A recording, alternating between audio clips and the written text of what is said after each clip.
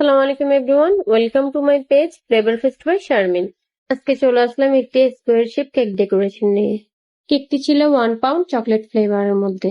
2টি ডিম দিয়ে 6 ইঞ্চি মোল্ডে আমি কেকটিকে বেক করে নিয়েছিলাম। আমি প্রথমে কেকটিকে 3টি স্লাইসে কেটে নিয়েছি। এরপর বোর্ডের উপর ক্রিম লাগিয়ে প্রথম স্লাইসটি বসিয়ে চকলেট সিরাপ, চকলেট গানাশ আর চকলেট ক্রিম দিয়ে কেকের চারপাশে ভালোভাবে স্প্রেড করে দিচ্ছি।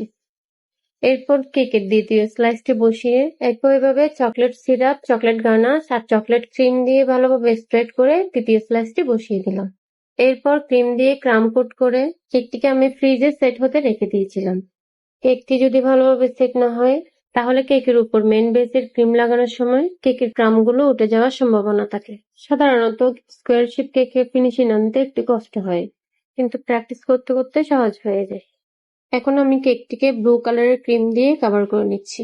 স্কোয়ার শেপ কেক বানাতে ক্রিম একটু বেশি লাগে। অনেকেই কেকে বেশি ক্রিম পছন্দ করেন না, কিন্তু স্কোয়ার শেপ কেকে বেশি ক্রিম ছাড়া ভালোভাবে ফিনিশিং আনা যায় না। এখন আমি ক্রিম দিয়ে কেকের চারপাশে ভালোভাবে ফিনিশিং করে নিচ্ছি। কেকের উপর যত সুন্দর ডিজাইনই হোক না কেন, যদি কেকের উপর ক্রিমটা স্মুথলি ফিনিশিং না হয় তাহলে কেকটা দেখতে এতটা ভালো লাগে না।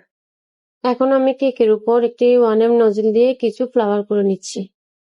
যারা আমার কাছ থেকে কাস্টমাইজ কেক অর্ডার করতে চান আমার পেজে ইনবক্স করতে পারেন। আমি অনলি চট্টগ্রাম সিটিতে কেক ডেলিভারি দিয়ে থাকি। চট্টগ্রাম সিটির বাইরে কেক ডেলিভারি দেওয়া হয় না। কেকের নিচে বর্ডার করে এখন আমি কেকের উপর একটি হ্যাপি বার্থডে টপার আর কিছু ডিফারেন্ট সাইজের গোল্ডেন সুগার বল অ্যাড করেছি। আজকের কেকটি কেমন লেগেছে কমেন্ট করে জানাবেন। ভিডিওটি ভালো লেগে থাকলে লাইক, কমেন্ট, শেয়ার করে পাশে থাকবেন। আসসালামু আলাইকুম।